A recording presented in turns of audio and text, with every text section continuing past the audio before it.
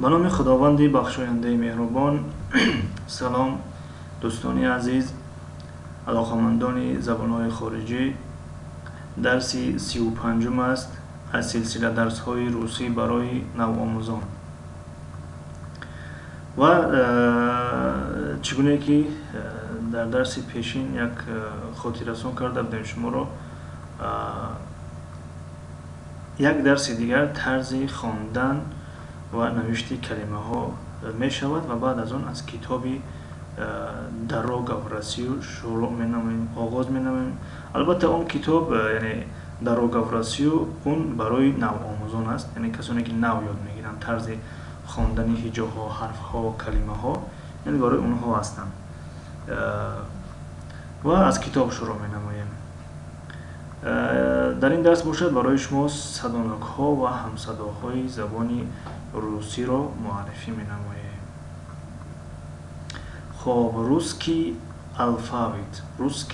الفابet یعنی الفبای زبان روسی یا الفبای روسی.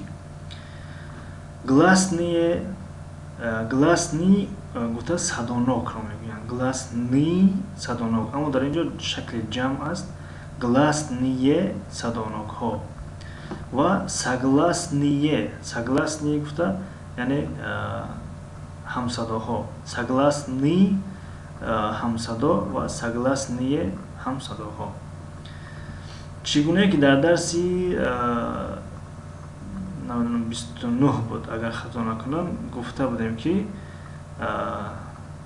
این دو حرف، یعنی در وقتی الفبای زبانی روسی در شکل یکجایگی وقتی میخونیم اینها حرف هستند دیگر، یعنی از جمله حرف ها در بین حرف هست، اما همچون وظیفه، همچون عمل، همچون آواز، صدا، وظیفه و صدای وظیفه حرف رو اجرا نمیکنن. اینها علامت هستند، یعنی در علاهیدگی علامت هستند اینها. یعنی در زبان روسی خب 10 صداناک هست و 2 علامت هست و باقی مانده همه همصدا هستند. خب یعنی صداناک ها گفتیم 10 تا، یعنی آ، او، او، ای، ای، او، ی، یو، یو، یا. صداناک ها رو از همصداها چه خیلی فرق میکنیم؟ صداناک گفته حرف های رو میگوین که وقتی تلفظ اونها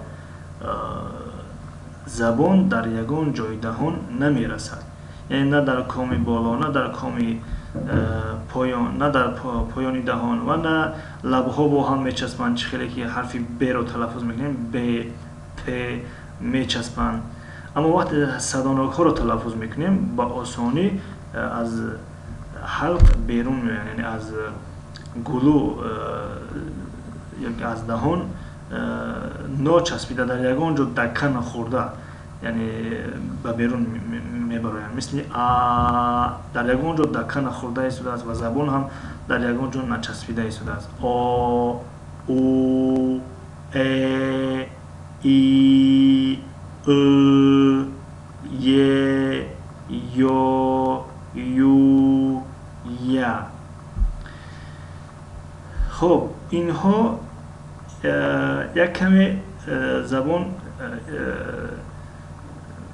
گویم که یعنی با پایان می رود، یعنی گاه دکه می خورد یا که می چسبد در بعض جای از دهان. بنابراین اینها صداناک های علاوه‌ای یا که دوم درجه هستند. یعنی صداناک های اصلی در زبان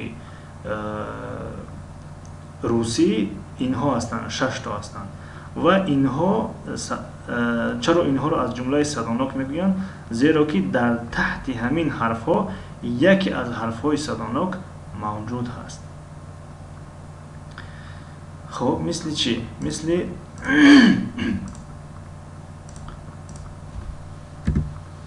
مثل اینکه حرف ی از چی پیدا شده است؟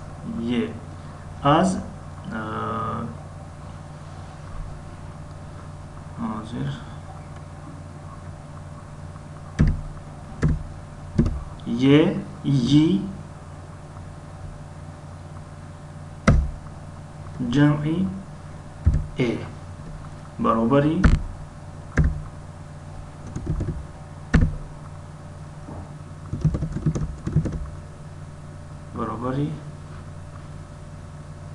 خب ی. خب و حرف یا ی جمعی یا که در زبان روسی ایکراتکه همراهی او برابر یو. حرف یو چخیل پیدا شده است یا که بگیم از کدام حرف عبارت است؟ از ی یا که ایکراتکه با همراهی او برابری یو. و حرف ی نیز همین خیل ایکراتکه همراهی ا برابری یا. از همین خاطر اینها را صدانو میگویند، به خاطر که در زیر هر یکی از این حرف های صدانو نهفته هستند، یعنی موجود هستند.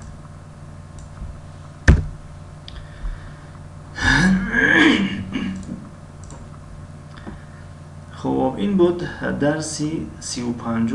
اگر فهمو باشد در اینجا تاریخی پیشینه رو مونده ایم. این تاریخ از درسوی پیشینه هست. اگر فهمو باشد خیلی خوشحال هستیم و اگر نافهمو باشد میتوانید در زیر این ویدیو نویسید، باز میفهمونیم. این بود درسی 35. تا درس های نوبتی. خدا نگهدار.